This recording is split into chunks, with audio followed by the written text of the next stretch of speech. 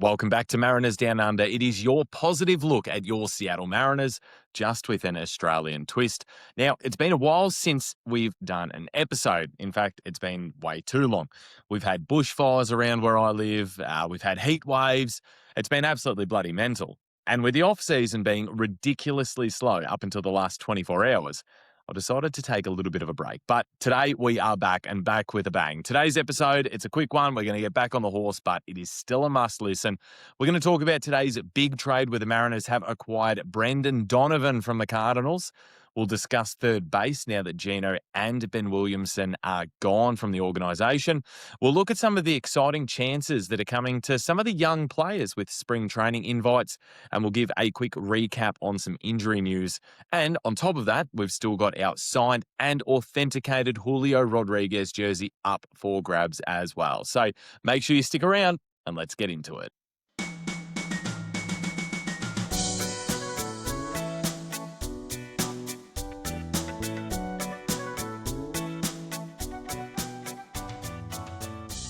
So this is actually the second time I've recorded this episode. I recorded it last night, and then, of course, the Mariners had to go and make a massive, massive move today. So I finished work, pump out this episode because it's very, very exciting. But a bit of news greeted me yesterday when I woke up in the morning. Geno Suarez had signed with the Reds on a 1-year, $15 million deal with a mutual option for 2027.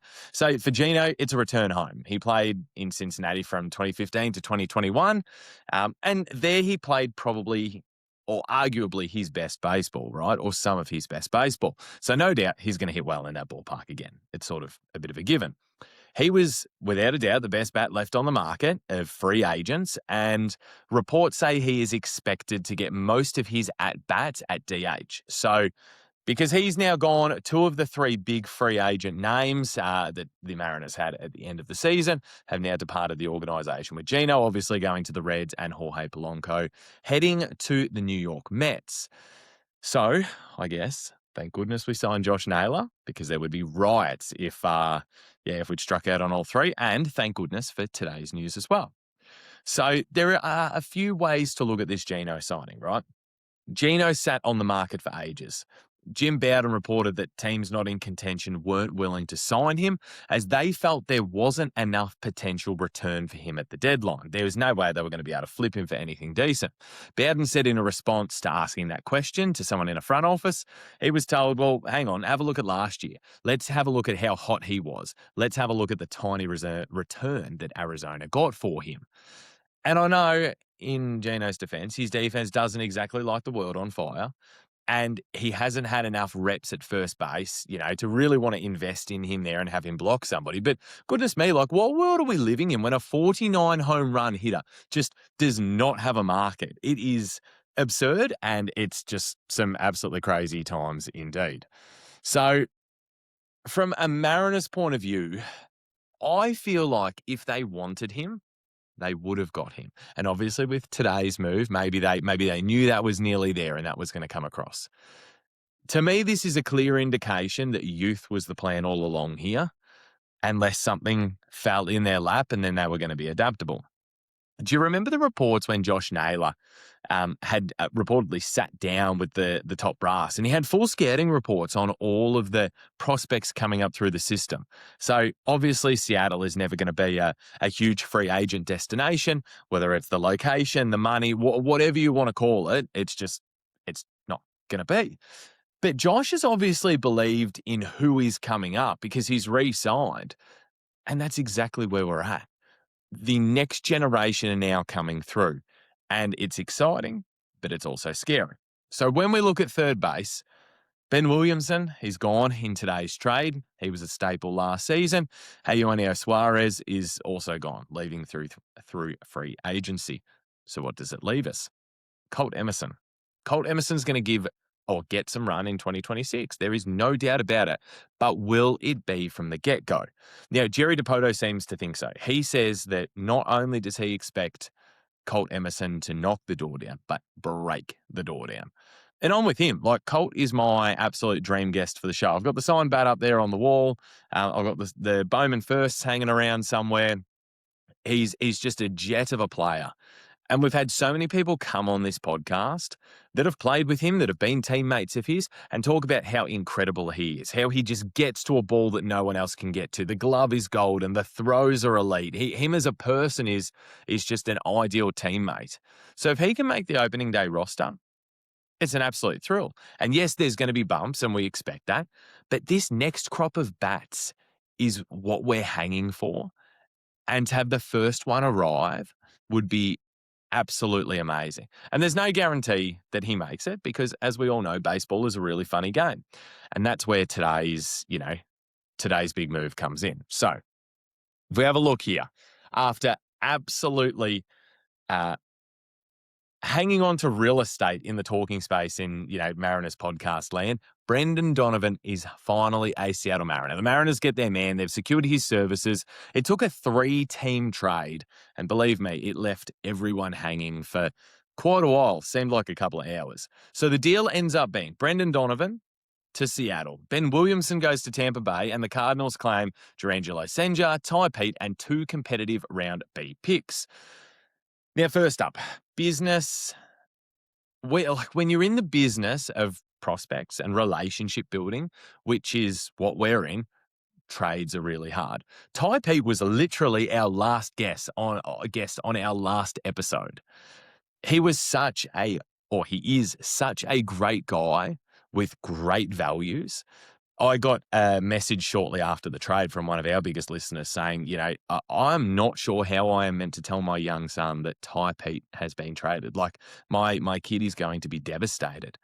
And that's the cost of making moves. From the player's side, you can look at it and go, well, that other team really sees value in me. And that other team wants me, and that makes me feel good. And Brendon Donovan is a great, great player. So there's got to be that flattering side to that as well of being traded for an all-star. But then there's the human side too, right? It's a quick move. You're leaving friends, connections, guys you were drafted with, you've gone through things with, what you used to as a professional athlete. It's the tough side of baseball that we've really tried to break down for the general public, since we started this podcast, really. So I guess what I'm saying is the Ty Pete move really, really hurts on a personal level. And I've got to be honest, I'm probably not as high on Durangelo Senja as others, but I look at this deal and I really feel like it was even on all sides. Like, no one can really have any complaints, right? But the reality is we only care about what the Mariners got. So who is Brendon Donovan? We're talking elite contact skills. We're talking a 2025 All-Star, and we're talking a master of versatility. He can play second and third, and also he can float into both outfield corner spots as well. And I know what people are probably thinking. Well, Donovan automatically takes third, and we've got Cole Young at second, and Josh Naylor at first, and JP at shortstop, and there we go. We're right as rain, right? But I don't know if you believe in conspiracy theories, but I do, and here's one. So the Rainiers, our AAA team, they put out a graphic on X, probably went on other platforms too, about the new season. And guess who was on it? Cole Young. Call me crazy, probably am. But I reckon the Mariners, as a franchise, have their mind set on Colt winning third in spring. Donovan playing second, and Cole going back down to AAA to work on some things. And also keep in mind, this podcast is being done on the day of the trade, which literally never happens for me. It just kind of fell that way. And there's a lot more to think about, and a lot more to discuss, and lineups up and down. But that's just my wild conspiracy theory going out there of what I think. And again, back to Brendon Donovan. So last season, he hit 287, 10 home runs, 50 RBIs, and an OPS of 775. All of that came in 118 games. Now, he has been susceptible to the injury bug for some of his career, so there's obviously those concerns. But, the Mariners know what they're walking into, and they're going to have a plan in place. He also took home a Gold Glove in 2022, and his defense will be pretty welcomed, I'd say, by Seattle. And the whole contact thing is great. Like, I'm looking at some numbers here now, and this is one that I'm still haunted by. In 12 postseason games, the Mariners had 129 strikeouts. I did a double take. I was like, no, that number can't be right. And I'm still convinced now, even saying it, that number cannot be correct. 129 strikeouts in 12 postseason games. And we remember watching those games. The runners were on base. The opportunities were there. So to have somebody who just gets bat on ball is a huge, huge plus. Also, the salary is in heights, 5.8 million for 2026, and we've got club control through next season as well. So it's not a bad move at all. In fact, it's really exciting. Speaking of excited, the Mariners dropped their spring training invites list, and a lot of our mates were on it. So the list is pretty bloody long. I'm going to spare you from reading it out, but there were some familiar names on it. Charlie Bielenson was given the nod for a spring training non-roster invite. Chuck finished 2025 as our 25th ranked prospect within Seattle Mariners farm system. He has some elite stuff in his kit, so bloody elite. And he's got this attitude, right, that is, I am going to find a way. I am going to do this. And that's going to see him go places in baseball and in life. Last season, he split time between Everett and Arkansas, two very, very different parks and two vastly different standards, and he handled himself really well. So Chuck is really one to watch with this opportunity. Tyler Cleveland is another podcast friend who scored himself a non-roster invite to spring training. You heard me all postseason throw out the reason of why not? Why not just throw him on the roster for the playoffs? See what happens. It's a submarine look for Tyler. The bloke does not like an ERA, 0.86 in Everett, 0.89 in Arkansas. Hitters couldn't touch him. They managed just a 128 average off the big fella for the entire year. The stuff moves wildly. He's amazing. I don't even really know what to say about this bloke anymore. But this is his shot because we need to get a look at him against, some big league talent because he's too good to ignore. He's a guy that should really be breaking the door down. Teddy McGraw also gets the nod for spring training. Teddy McGraw is possibly one of the nicest people that I have ever met. But make no mistake, when he gets out on that pitcher's mound, there is an absolute animal in there, and he is just chock-a-block with talent. Because of injury, we really, as a franchise, haven't been exposed to the level of talent that Teddy McGraw has within his body. And the numbers that I would throw out simply would not do it justice for who Teddy McGraw is and who he can be. So for Teddy, with this invite to spring training, I am wishing him nothing but health because he deserves to be on a stage where we can all see what he can possibly do. Ryan Sloan is a big prospect name from our guest list. The Big Cat finished 4th on the Mariners prospect list to end last year. For Rhino, everything is elite. He just needs reps, and getting more at a higher level is going to do him the world of good. He moved up to Everett to finish the year. He showed a lot in a ballpark that is notorious for punishing arms. You make the slightest mistake, that ballpark it's like a matchbox in there. You're just going to get absolutely punished. Rhino showed what I would call resilience and guts in outings at Funko. And when we pair that with his stuff, we create this great baseball player externally and internally. And that player is going to become, hopefully, a future ace in all circumstances for us.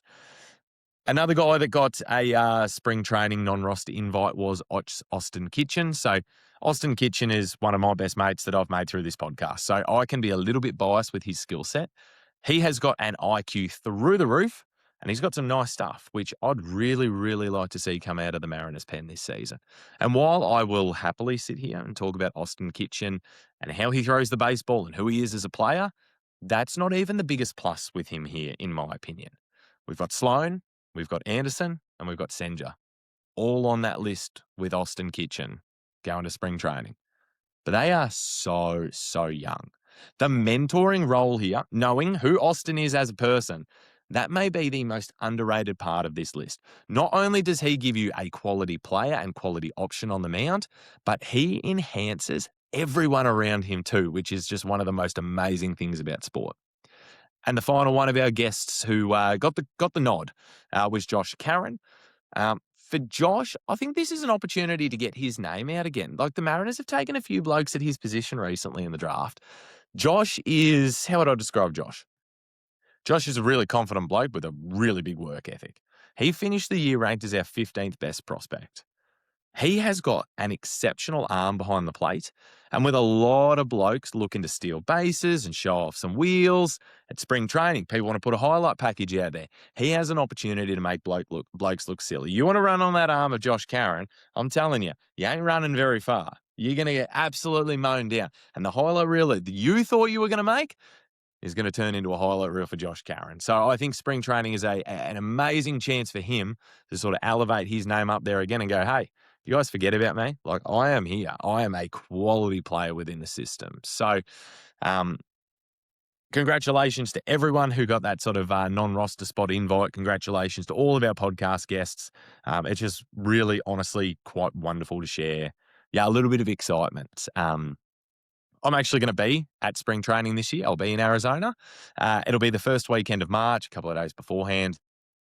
So I'm looking forward to reconnecting with a lot of players. Looking forward to catching up with a couple of my mates who I've made through this podcast. And just, I'm really excited to make some new connections so that I can get this show to another level in 2026. So, yeah, looking forward to that side. And then let's not pretend there's not ice cold beers and me sitting on the berm. It's summer here, so my tan's rocking at the moment. I can get a little bit of extra tan, maybe catch a home run ball and silver bullets. It's going to be a dangerous day to be a silver bullet every day I'm in Arizona. So I'm looking forward to it. There's going to be some Panadol needed every single morning, but yeah, just gonna get on it, have a great time, and just love life. 2026 has been pretty crazy to start. So we all need to smile a little bit more, be kind to each other, and just love life. And what better way to do that? Beers, baseball, boom, let's go. We do, unfortunately, though, have some not as exciting news, some pretty devastating news, actually. Mariners pitcher Logan Evans will be out for the entirety of 2026. So, unfortunately, the bloke's done a mischief on his UCL. He's needed to go under the knife, so our best, obviously, goes out to him. He debuted last year. It was a 6-5 record, 59 Ks, 4.32 ERA. It is a little bit of a hit to the depth on the starting row, starting group. But if there is any team out there that can create a new bloke, it is absolutely the Mariners. So best wishes to Logan Evans as he sort of moves forward on that journey. And we've spoken to Harrison Kryling, we've spoken to Grant Knipp, we've spoken to guys that have gone under the knife, that have had braces and gone through that. It's not an easy process. So just absolutely sending some love and some best wishes to Logan Evans and all those people around him as well, because it doesn't just hit the player, it hits their partners and their parents, and as Harrison says, players are human too. Hey, now, as you know, on the podcast, we love a giveaway, and we recently drew our winner for the signed and authenticated Logan Gilbert jersey that we had up for grabs. Now, the winner was one of our YouTube subscribers, Wesley Canfield. It's been a fair while now since we've drawn that, and Wes has not got in touch with me. So here's what we're going to do. Wes, you have 1 week to get in touch with me, mate. DM me on TikTok. You can email me if that's your caper, marinersdownunder@gmail.com. Either of those will do. Let's confirm it's you. Let's get some postage details. Let's get this out to you, mate. Promised it to you. I want to get it to you. But if on February 8th I have not heard from you, champ, I'm putting that jersey back in the giveaway pile, and I'm going to find another way to give that out to somebody. We'll run a different competition. So it's a little bit of a reminder to Wes, and it's also a little bit of a heads up to you all that another givey could be on its way too. So if you're a fan of Logan Gilbert, why wouldn't you want to be in on this one? So I understand I am in Australia. I wonder what gave that away. But I will post this to our winner anywhere in the world. There's no dramas at all. So we've had 2 Julio jerseys that have been signed that we've given away. Both of those have actually gone to winners in America. They've been posted to them. What else have we done? We've had some signed cards that have gone to some winners here in Australia. We had a signed Cal rookie card. That one went over to the States as well. So postage is not an issue wherever it's got to go. It's my way of saying thanks. But the only way I can get this stuff to you is if you get in touch with me. There's no point winning it and then never getting in touch, because then I just end up with all of this cool stuff that I know isn't really mine. And I've got a spot on the wall up there and another spot on the wall up there. Like, they'd look pretty good. So, Wes, get in touch, mate. I've got to get this to you. We do have a current giveaway, though. It is a signed and authenticated Julio Rodríguez jersey. Off the top of my head, pretty sure that one is a City Connect, so it looks quite nice. That one's up for grabs. We've got to hit 20,000 subscribers on our YouTube channel, and anyone who comments on any of our videos or shorts between now and us hitting 20K is going to go in the draw. So I know it's a little way off. I think we've still got to get roughly 7,000 subscribers, but it is no doubt it's doable in 2026. So make sure you get around us. Let's make this happen. Let's get you some cool memorabilia. Let's get you in the running. So talk to people in the office at work. Talk to your family and friends. Go to school, like whatever it is, spread the word, get people around it.